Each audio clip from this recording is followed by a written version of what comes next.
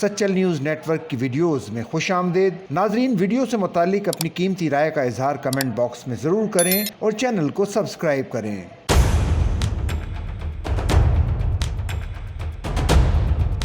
امریکی صدر Donald Trump نے وائٹ ہاؤس میں ایک تقریب کے دوران یوم آزادی کے موقع پر یورپی یونین اور 46 ممالک پر نئے تجارتی محصولات کے نفاذ کا اعلان کر دیا۔ صدر ٹرمپ نے کہا کہ ان اقدامات کے ذریعے امریکہ ایک نئے سنہرے دور کا آغاز کرے گا اور اب وقت آ گیا ہے کہ امریکہ کو اقتصادی طور پر خوشحال بنایا جائے۔ ٹرمپ کے مطابق ان نئے ٹیرف کی مدد سے امریکہ میں غیر منصفانہ تجارتی تعلقات کو ختم کیا جائے گا، خاص طور پر ان ممالک کے ساتھ جنہوں نے امریکی صنعتوں کو نقصان پہنچایا ہے۔ تاہم تجزیہ کاروں نے خبردار کیا ہے کہ ان اقدامات سے عالمی قیمتوں میں اضافہ ہو سکتا ہے اور امریکی کاروباری شعبے سب سے زیادہ متاثر ہوں گے۔ صدر ٹرمپ نے کہا کہ یہ ٹیرف امریکہ کے کسانوں اور کاشتکاروں کے حق میں ہیں، جنہیں دنیا بھر میں دیگر ممالک کی جانب سے ظلم کا سامنا تھا۔ انہوں نے بتایا کہ امریکہ اب غیر ملکی ساختہ گاڑیوں پر 25% ٹیکس عائد کرے گا اور کہا کہ جو ممالک امریکی مصنوعات پر ٹیرف لگاتے ہیں انہیں اب اس کا جواب دیا جائے گا۔ صدر ٹرمپ نے کہا کہ یورپی یونین پر 20% اضافی ٹیکس عائد کیا جا رہا ہے، جبکہ چین پر 34% اور جاپان پر 24% ٹیرف عائد کیا جائے گا۔